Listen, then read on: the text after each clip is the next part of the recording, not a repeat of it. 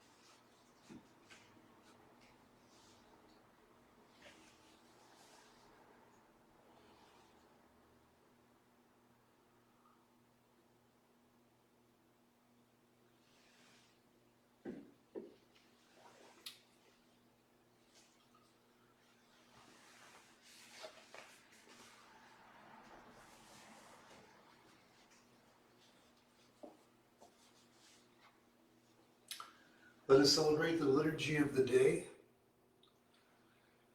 May all beings awaken to that peace which is our true home. Let us take refuge. I take refuge in the ground of being, within which I live and move and breathe. Let us make the accord. I take sanctuary in the heart of being, accepting all of my delusions in thought, word, or deed, born of ignorance, hatred, and greed. Let us give thanks. I give thanks for all things, awakening to the interbeing of all nature. May my heart be open and my mind clear.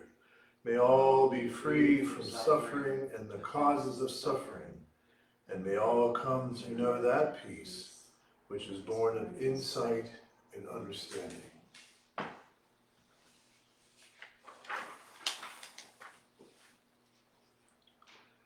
Since it is the practice of enlightenment, that practice has no beginning. And since it is enlightenment within the practice, that realization has no end.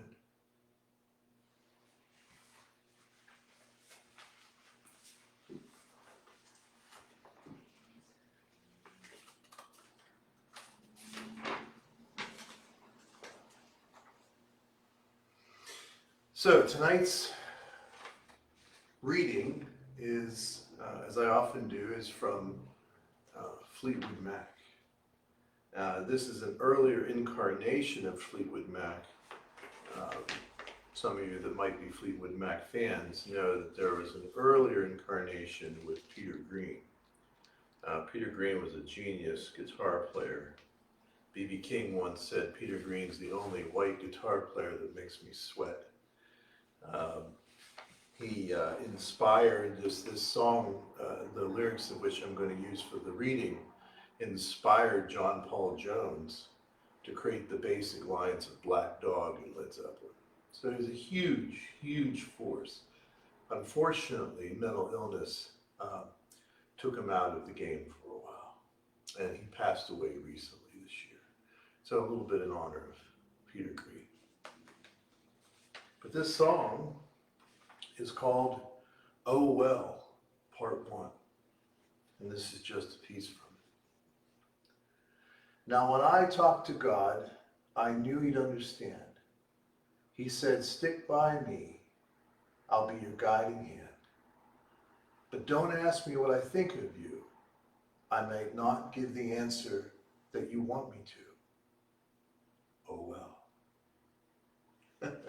So some of you may be very much aware of that song, so I hope you enjoyed that. So the question today was from Paul, and Paul asked, "Dear Sensei," very straightforward, "Dear Sensei, do you believe in God?" So this is a great question, and probably one that as a Buddhist teacher I get at least once a month. And so it's a question that I've had a lot of time to ponder and think about in multitudes of ways of answering that question over the last 3 decades. But I always try to give something fresh. So let me first respond to Paul by saying simply, I don't need to believe in God. I know. So let me say it again. I don't need to believe in God. I know. Now, what do I mean by this? Well, first of all, let's take the word God, and then before I even go into that, let me just give you another little paraphrase of the great Buddhist philosopher Alan Watts. Sweet sounds. And Alan once said, if I'm at a gathering and everybody believes in God, then I will act as if I don't. And if everyone is an atheist in the crowd, then I will act as if I do. And of course, Alan always being the Dharma entertainer and agent provocateur, took that approach as a way for us to always be thinking. In other words, when we give our opinion on a question or we ponder something, it's important that we always remember that we enter into our practice starting with not knowing, and then we bear witness to what we can perceive. And through the practice of meditation and mindfulness, we hope that that perception is clear. And we can know that by the fruits of that practice. But I always like starting with that, and I kind of will follow that sometimes myself. But when we look deeper at the word God, my first answer to that, if someone says, well, what is God? Or who is God? I would say that God is an ineffable mystery. That God is an ineffable mystery. And I might further add that the word God is a metaphor for reality. Or some might say ultimate reality. Now, what do I mean by this? Well, first of all, by saying that God is an ineffable mystery, that means that ultimately, whatever words we use to talk about the great mystery of life, whatever ways that we try to communicate how we experience that, it's very important to recognize that those thoughts and words are limited. They're limited to us as a species, they're limited to us as a culture. And so, when we recognize that, trying to communicate the experience of the ineffable mystery, that's what we have poetry, and song, and liturgy for. But I don't think it's enough to just experience it that way. I think it is good to talk about. I think it's good to think about. So when I enter into it that way, I look at the word God, which comes from I believe the German Gott. It means that the word is a metaphor. So in other words, what is a metaphor? So a lot of times people will think that a metaphor is an analogy or a simile, but actually a metaphor is something very different. So for example, if I say that Bill runs like a deer, that's not a metaphor. But if I say Bill is a deer, that's a metaphor. I know that Bill is not literally a deer, but when I say Bill is a deer, I'm saying that the aspect of whatever a deer is and the aspect of whatever Bill is are one. Not two, but one. So a metaphor is a symbol or a way of speaking that draws us into that experience of oneness. And so the word God can be one of those expressions.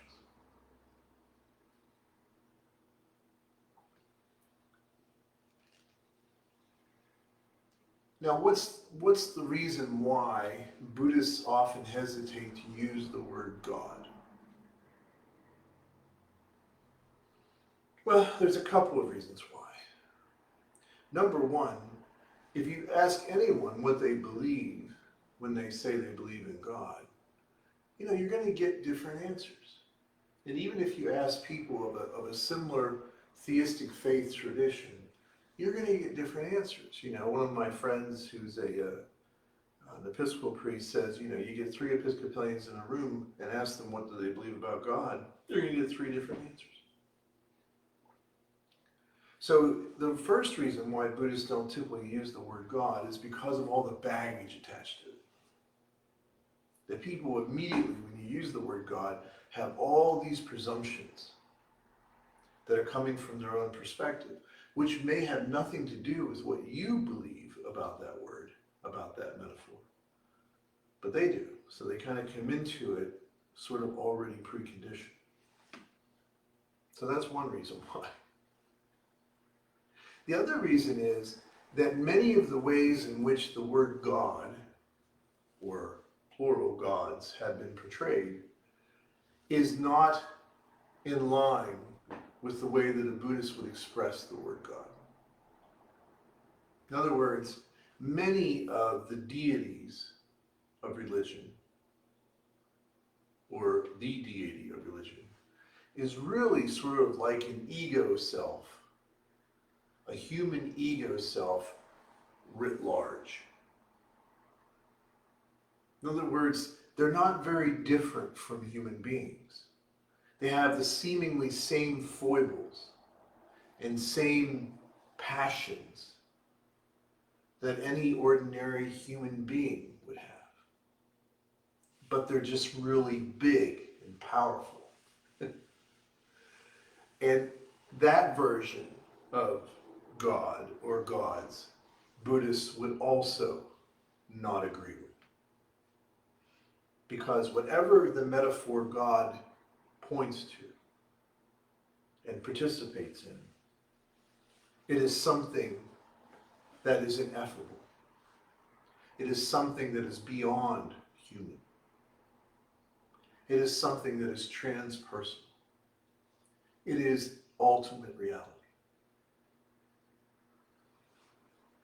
But I myself am not allergic to the word God, and I don't mind using the word. The Dalai Lama is comfortable using the word God. Thich Nhat Hanh is comfortable using the word God. I'm comfortable using the word God. I find sometimes people that are allergic to the word God are still harboring some nihilistic tendencies. You find sometimes Buddhists, because we welcome everyone, that they've been burned by theism, and so they kind of come in with an anti-theistic, atheistic, or nihilistic point of view. And I get that. I get that. And we can talk about that, and we're very compassionate and empathic and understanding. But the bottom line is, Buddhism is not nihilistic, and nor is it atheistic. Now, if you choose to call yourself whatever label you want and practice the Dharma, I don't really care. So if you wanted to call yourself an atheist and practice the Dharma, it'll work the same way. If you wanted to call yourself a theist and practice the Dharma, it'll work the same way. But technically, or from a doctrinal, or from a presentation, Buddhists would be considered non-theistic. So that the holy, the sacred, the ineffable mystery is something that we affirm. Something that we say in our liturgy. We would talk about it as the ground of being. That within which I live and move and breathe. Reality. Ultimate reality. And I like that. I like that. And I have no problem talking about that. So from here on out, I'm going to use the word God. But just so that we're clear about that meaning. I remember one time when my son was younger and he was in public school, there was a question about the Pledge of Allegiance. And the students would get up and say, I pledge allegiance, and one part of the pledge is one nation under God. And people would often ask me, how do you feel about that? And I know that, sometimes someone who's atheistic might have difficulty with that, and that's fine. I think they have the right to not participate. I know Jehovah's Witnesses don't like to make those vows because that's putting God or state ahead of God, rather. So I respect that too. But when it came to that for us, and I remember talking to my son about this when he was little, and he was quite clear about the word God. It didn't bother him at all. He knew what God meant to us, what that word meant to us. And he knew that the use of the word God was affirming something higher or transpersonal, something bigger than just the human egoistic concerns. And so he very proudly and easily said the pledge. And I think that that is a more skillful approach, personally. I think that so many times people are about what they're not. It's sort of a negative sort of philosophy. I'm going to tell you about what I'm not. And I think it's more fun to talk about what you are. What you are about than the negative, what I'm not about. Think about that. I think that is application. So when I think of the word God, God for me is also another way of talking about oneness. So when I think of God, I think of oneness. Oneness for me is the word that I prefer. I use that, obviously, these are questions that are coming from the latter part of my book. So I use that word quite a bit. And some people have trouble with that word. But for me, oneness conveys everything that I mean that if I would use the word God. And what is so if we were going to use the word God just for tonight, just for fun, let's say that we were going to try to describe the Buddhist God. So I would say that the Buddhist God could be described most easily, ironically in Trinitarian formula, by referring to the Three Principles of Oneness, the three universal teachings that you find in the Dharma. So what is the first aspect of God? God is compassionate. That's the first principle of oneness. That suffering begets compassion. And so, for me, that's the primary aspect of God, compassion. Second principle of oneness. God is creative. If there's anything you can say about this universe, it is creative. I was teaching martial arts class with my son yesterday in our dojo here. And I was talking about the word qi, which is the Chinese word for the force that Lucas used in Star Wars, very similar. In Japanese, it's ki, K-I. And that's always described as this mysterious force within which we live and move and breathe. And so in some ways, it's another way of talking about God. But I told them that it's not hard to understand ki or qi. And that all of the mythologies of humans relate the relationship of God or prana or qi to the breath. In Hebrew, it's ruach. And the breath is the life. And so the breath is the intimate relationship that humans have to the flow of qi or ki or God. And I said, if you want to understand it, there's an old parable where the student came to Sensei and said, Sensei, I want to understand ki. So Sensei said, well, go out here in the yard and dig a small hole. So he did. And then he said, go over here and get some of those seeds. Take those seeds, put them in the earth, cover the earth over, put a little bit of water on it, make sure it has sunshine, and then water it each day. Make sure that it doesn't get too dry. So the student did this. And in time, little shoots came up through the earth. And a little bit time more, a flower emerged. And when the flower came into full bloom, the sensei took the student out and he said, "Let us bow before Ki." You see, that's it. It's the creativity. It's the life of the universe. That's it. It's not hard to understand. So for me, the second Buddhist trinity is creativity. And we specifically use it in the sense that that is how new things come into being. That change is the constant. And change can create a lot of suffering for us because we don't like it. Unless it's something bad and we can't wait to get rid of it. But creativity is the way that we use change. Change, even hard change, if we can see it through the eyes of oneness, can become an opportunity to create something new.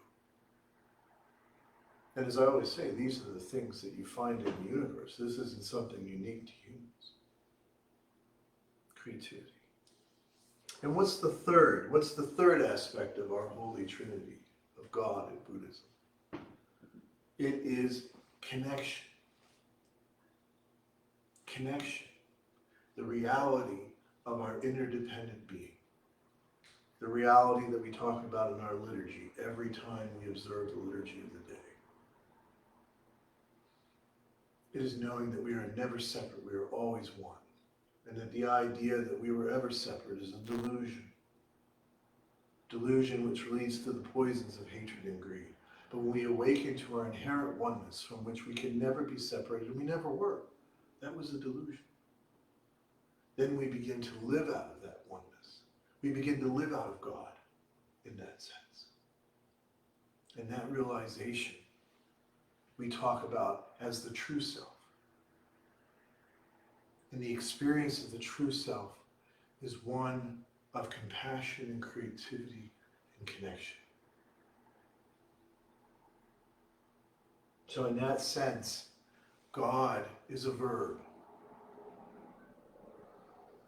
And what word would I use to describe God?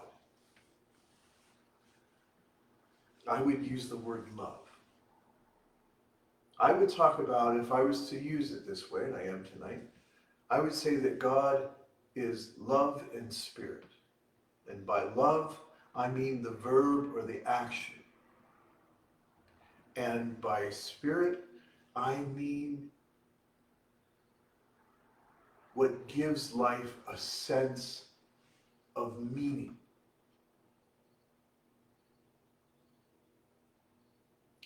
It's what gives life a sense of meaning. And that's what people mean by God. When they say, God bless you, or go with God, or be with God. That's what they mean. That's what they're conveying. They may not have a theological degree when they use that word, and they might have their own cultural idea of what that metaphor represents, but ultimately they're saying there's something bigger we belong to. There's something larger that life is about than just our own petty, pedestrian, perfectionist, putty. That there's something more to life. And that's what people mean. So, I will finish with two quotes with my Sensei Christine glasses. Whoever left these here, by the way, thank you. So this first quote is from the Bible, the Christian Testament. It's from 1 John chapter 4, verse 16. And this is probably my favorite verse in the entirety of the Judeo-Christian Bible. God is love, and whoever abides in love abides in God, and God abides in He.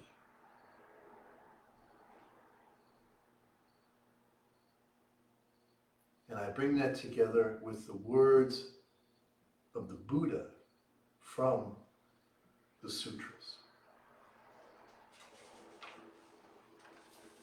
This is what the Buddha says, the heart of our practices.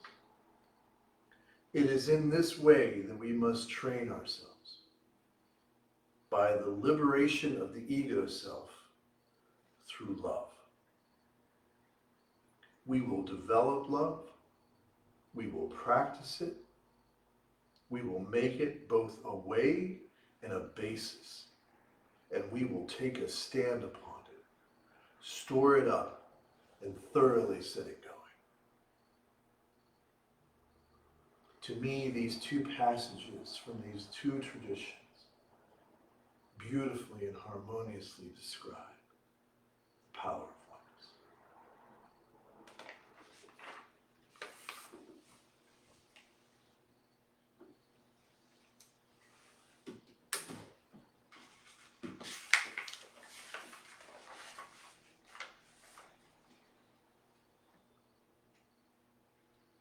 The moment we receive true and trusting, solid and clear like a diamond, infinite light and life embrace and protect us, liberating us completely. Let us take the 4 immeasurable vows. Sentient beings are numberless, I vow to liberate them. Delusions are endless, I vow to end them. The ways of compassion and wisdom are boundless, I vow to embody them. The way is unattainable, I vow to attain it.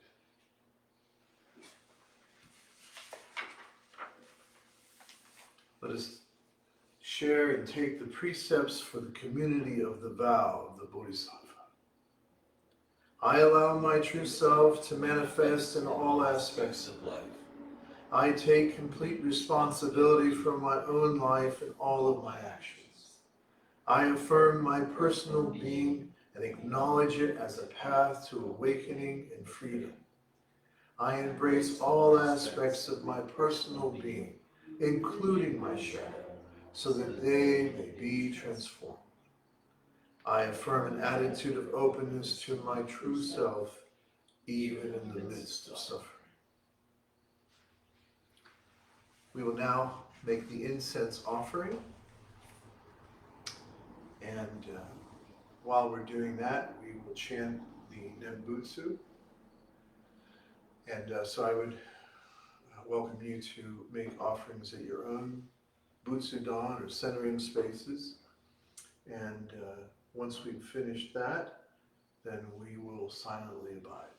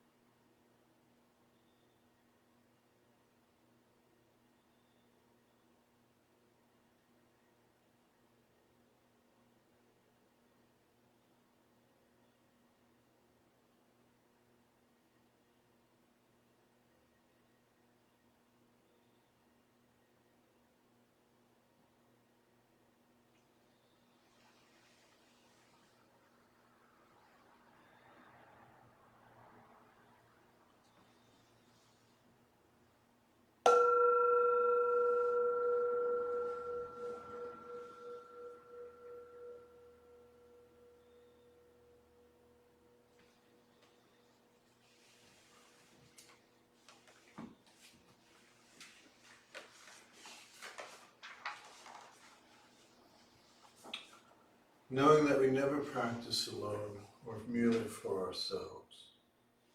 Let us recite together the Bodhisattva's Gata.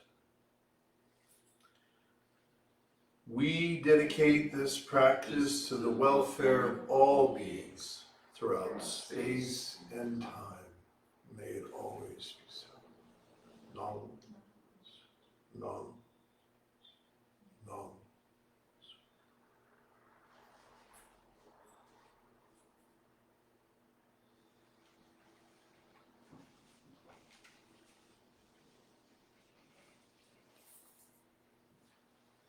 That concludes tonight's service. Thank you again for joining me. I would encourage you to go to our website, AskSenseiTony.com, get a copy of the various books that are available, and think about joining our community. If you are looking for help, you're suffering in some way, please reach out to me. You can email me at senseitony03@gmail.com. You can find that on the site. If you're interested in teacher training, some of you out there may feel called to a life of not just practice, but serving others. Check us out. We have a seminary program that's been going on now for over 20 years, and it's a beautiful thing that you can apply online. I wish all of you a good night.